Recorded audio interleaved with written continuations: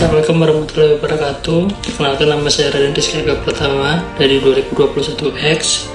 Pada kesempatan ini, saya akan memaparkan biografi serta analisis kepemimpinan dari Nikita Khrushchev, salah satu tokoh penting dalam dinamika politik global pada masa Perang Dingin.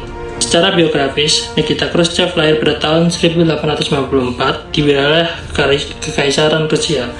Dari latar belakang keluarga kelas pekerja, karir politiknya berkembang sejak keterlibatannya dalam partai politik Bolshevik yang kemudian menjadi fondasi bagi kebangkitannya dalam struktur kekuasaan Uni Soviet. Puncak kekuasaannya terjadi pasca wafatnya Joseph Stalin pada tahun 1953, di mana ia tampil sebagai pemimpin utama Uni Soviet hingga tahun 1964. Dalam konteks kepemimpinan, Khrushchev dikenal melalui kebijakan destalinisasi, yaitu suatu upaya sistematis untuk mengurangi dominasi praktik otoritarian yang berkembang pada era Stalin. Kebijakan ini mencerminkan adanya perubahan paradigma dalam tata kelola kekuasaan dari yang sebelumnya represif menuju pendekatan yang relatif lebih moderat, meskipun tidak sepenuhnya meninggalkan karakter sentralistik negara komunis. Salah satu peristiwa krusial yang menguji kapasitas kepemimpinannya adalah Cuban Missile Crisis pada tahun 1962. Dalam situasi tersebut, dunia berada pada ambang konflik nuklir antara Uni Soviet dan Amerika Serikat.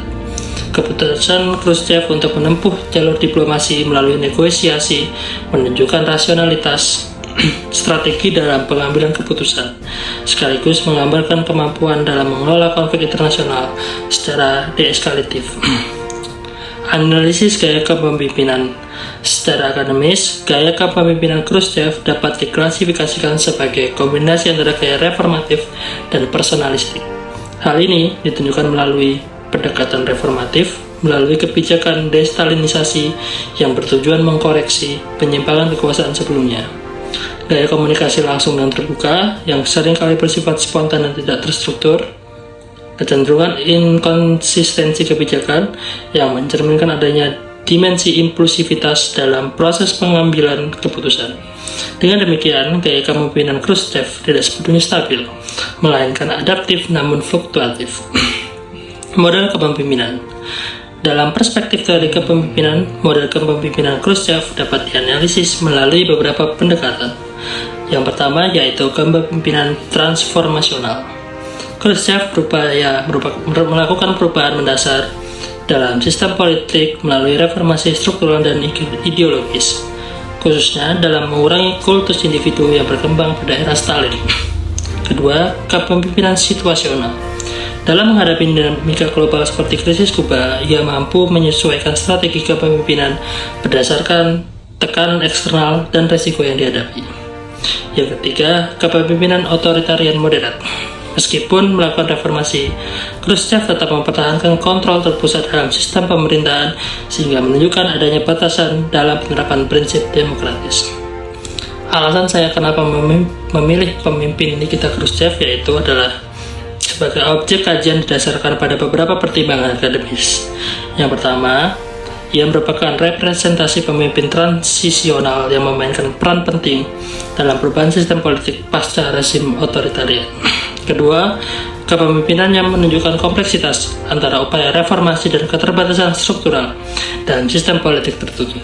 Yang ketiga, kontribusinya dalam meredakan potensi konflik global pada masa Perang Dingin, memberikan relevansi penting dalam studi manajemen konflik dan kepemimpinan strategis.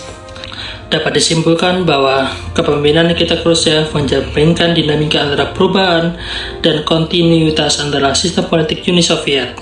Analisis terhadap gaya dan model kepemimpinannya memberikan pemahaman bahwa efektivitas seorang pemimpin tidak hanya ditentukan oleh kekuasaan, tetapi juga oleh kemampuan adaptasi, pengambilan keputusan strategis, serta pengelolaan konflik dalam situasi krisis. Terima kasih dan sekian.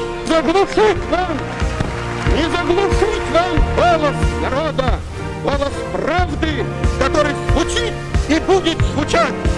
Конец, могила колониальному рабству. Долой его и похоронить его чем глубже, тем лучше.